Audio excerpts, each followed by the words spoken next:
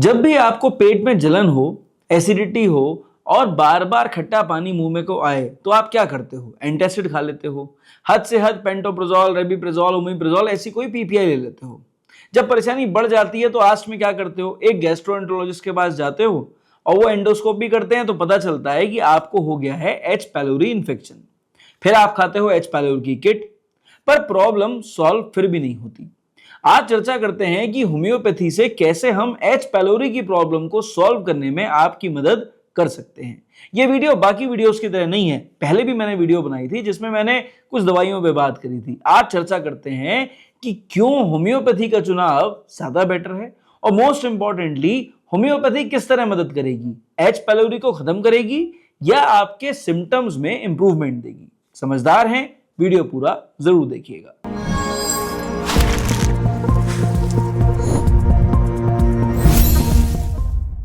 हर मरीज को हम डिक्लेयर कर देते हैं कि उसको एच पैलोरी इन्फेक्शन है, नहीं।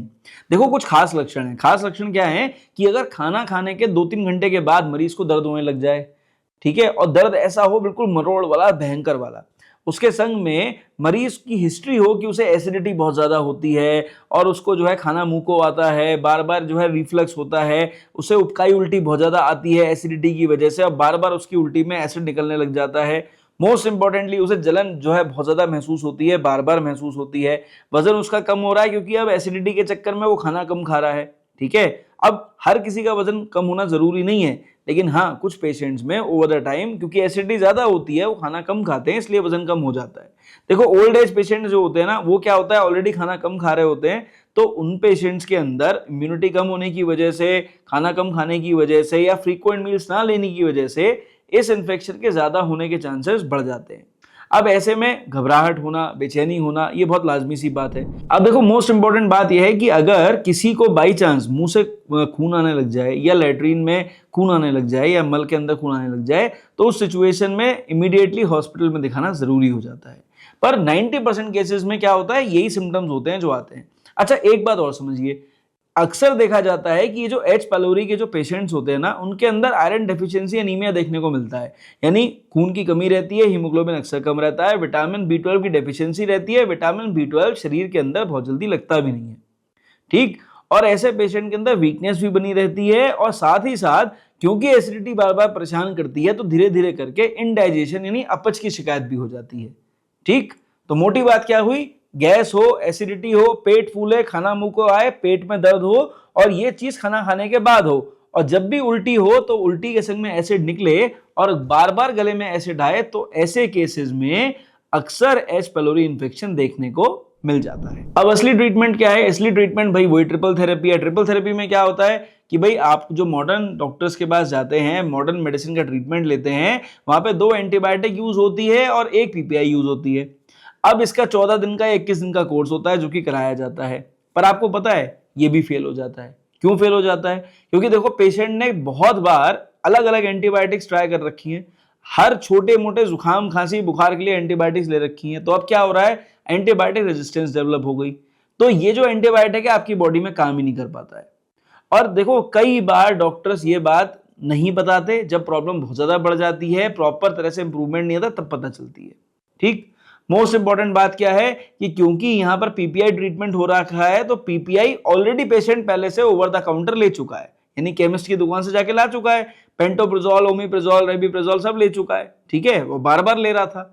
अब लॉन्ग स्टैंडिंग भी कई बार मरीज लेते हैं कि 3-3 महीने से ले रहे हैं साहब, की डेली खा रहे हैं कि बिना खाए काम ही नहीं चल रहा है। तो ऐसे में क्या है, अब जब उसे देते हैं तो वो भी काम नहीं करती।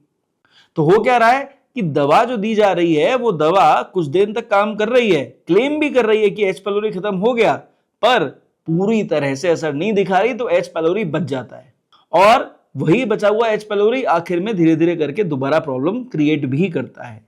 हाँ, जो पेशेंट अपना ध्यान रखते हैं उनके संग ऐसा नहीं होता, पर जो पेशेंट ध्यान नहीं रखते, कैजुअली ले लेते हैं कि अब तो इलाज हो गया, अब तो खाओ पियो मौज करो, गोलगप्पे खाओ, चाट पकौड़ी खाओ, टिक्की खाओ, गन्ने का जूस पियो, तो उनको दोबारा से हो जाता है और री इन्फेक्शन होता है। भाई देखो अपने 15 साल के एक्सपीरियंस में मैं क्लियरली बता दे रहा हूं कि होम्योपैथी से उन मरीजों को बहुत ज्यादा फायदा होता है जो ऑलरेडी पीपीआई ले चुके, लेकिन पीपीआई लेने के बाद भी उनकी प्रॉब्लम सॉल्व नहीं हो रही, महीनों से खा रहे हैं, सालों से खा रहे हैं। ऐसे पेशेंट्स को 100% एच पैलोरी के केसेस में सिम्टम इंप्रूवमेंट के लिए होम्योपैथी का चुनाव जरूर करना चाहिए। नंबर 2, अगर आप ट्रिपल ट्रीटमेंट ले चुके हो, ट्रिपल थेरेपी ले चुके हो, तो फिर भी अगर आपको इंप्रूवमेंट नहीं आ रहा या रिकरेंस हो गई, दोबारा से प्रॉब्लम आ गई, तो ऐसे पेशेंट्स को होम्योपैथी में आके जरूर ट्रीटमेंट कराना चाहिए ताकि ट्रीटमेंट प्रॉपर हो सके और ये इन्फेक्शन बार बार शरीर के अंदर ना आए। तीसरा, अब अगर ज्यादा दवाइयां खा के आपको अपच की शिकायत हो गई है, इंडाइजेशन हो गया है, खाना नहीं पच रहा है, आपको और तमाम समस्याएं डेवलप हो रही हैं, तो ऐसी सिचुएशन में होम्योपैथी में आने से गैस्ट्राइटिस की प्रॉब्लम सॉल्व होगी प्लस अपच की परेशानी में आपको सुधार मिलेगा। ठीक, और मोस्ट इंपॉर्टेंट बात, एक बात क्लियरली समझ लो, होम्योपैथी आपके कन्वेंशनल ट्रीटमेंट को रिप्लेस नहीं कर रही है। आपको जो इलाज कराना है आप कराइए, गैस्ट्रोएंटरोलॉजिस्ट से जो ट्रीटमेंट कराना है आप कराइए, पर अगर आप उसके संग होम्योपैथी ले लेंगे तो क्लियरली आपको बता दे रहा हूं, ऐसे पेशेंट्स की वो थेरेपी और इफेक्टिव हो जाएगी और बल्कि उस प्रॉब्लम का सॉल्यूशन जड़ से हो जाएगा। ठीक, अगर आप इस तरह की तकलीफों से परेशान हैं और आपको सॉल्यूशन नहीं मिल रहा है, तो मुझे लगता है आपको अपना प्रॉपर केस डिस्कशन एक बार जरूर कराना चाहिए। हम आपकी पूरी मदद जरूर करेंगे। अभी देखो, वीडियो स्किप मत करो, दवाइयों पे भी चर्चा करते हैं। देखो, दवाइयों को इस वीडियो में हमने इस तरह से बताया है जिससे कि हम मैक्सिमम लोगों की मदद कर सकें। ठीक, तो क्या तरीका है? सबसे पहले हम बात करेंगे सिम्टम रिलीविंग के बारे में। भाई, अगर आपको गैस बन रही है, एसिडिटी हो रही है, खाना मुंह को आ रहा है, खाना पच नहीं रहा है, ब्लोटिंग बहुत ज्यादा हो रही है, दर्द बहुत ज्यादा हो रहा है, तो ऐसी सिचुएशन में आप घर में 2 होम्योपैथिक मदर टिंचर्स लाके रख लो। ये दोनों होम्योपैथिक मदर टिंचर्स अगर आप बिना सिम्टम मिलाए इस्तेमाल कर लेते हो तो आपको सिम्टम्स में आराम आ जाएगा, लक्षणों में आपको आराम आ जाएगा, तकलीफें ज्यादा नहीं होंगी। लेकिन प्रॉब्लम सॉल्व पूरी तरह से ये दोनों मदर टिंचर्स नहीं कर सकते, ये भी समझ लो। कौन से मदर टिंचर हैं? पहला हो गया हाइड्रास्टिस का मदर टिंचर, दूसरा हो गया नक्स वोमिका का मदर टिंचर। ये दोनों दवाइयां मदर टिंचर में लेके आनी है और आपको हाइड्रास्टिस क्यू की 5 बूंद और नक्स वोमिका क्यू की सिर्फ 5 ही बूंद लेनी है। आपको लगे परेशानी हो रही है तो आप खाना खाने के आधे घंटे के बाद इन दोनों दवाइयों को 5-5 बूंद दवा डालिए आधा कप पानी में और धीरे धीरे करके पी जाइए। देखिए, ज्यादा एडवेंचरस मत बनिएगा, दवाई की मात्रा ज्यादा मत बढ़ाइएगा। नक्स वोमिका क्यू बहुत कड़वा होता है, आपको तकलीफ हो सकती है। ठीक है, दवा से नहीं, दवा की कड़वाहट से। इसलिए बेटर है कि आप 5-5 बूंद दवा लें, आधा कप पानी में डालें, खाना खाने के आधे घंटे के बाद कंज्यूम कर लें। आपको सिम्टम्स में अच्छा इंप्रूवमेंट महसूस होता चला जाएगा। अब बात करते हैं प्रॉपर प्रॉब्लम को सॉल्व करने वाली दवाइयों के बारे में। भाई देखो, अगर आपके लक्षण इन दवा से मैच हों तो कुछ दिन खाना, रिजल्ट मिले तो कंटिन्यू कर देना, नहीं मिले डॉक्टर को दिखा लेना। पहली दवा हो गई अर्जेंटम नाइट्रिकम।